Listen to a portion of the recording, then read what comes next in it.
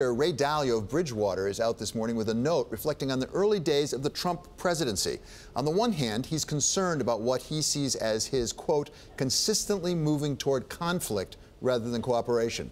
On the other hand, he sees some, quote, encouraging moves on his part, that is Donald Trump's part. For example, to pursue public-private partnerships to rebuild infrastructure.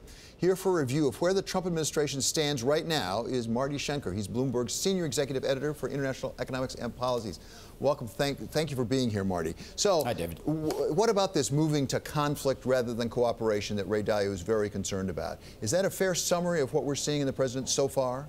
I think it absolutely is. I mean, you know, when you look at the withdrawal from the Paris Accords, there was a whole coalition of scientists, CEOs, and others who pointed out that since the Paris Accord was voluntary, it really had no impact anyway.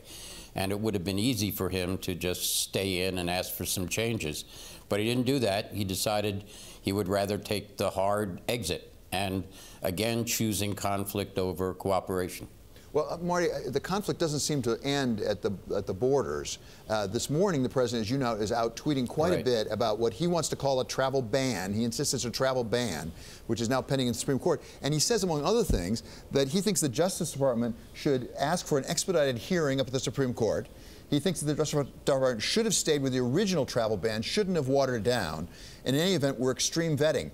This is his own Justice Department, Marty. He seems to be in conflict with his own Justice Department.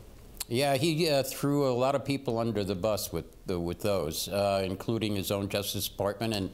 And many of you may remember the Sean Spicer press conference where he criticized the press for calling it a travel ban. It's not a travel ban, he said over and over again. So, yeah, Donald Trump Donald Trump himself signed that watered-down order. So if he didn't want to sign it, then he shouldn't have signed it. So it's been a bizarre couple of days.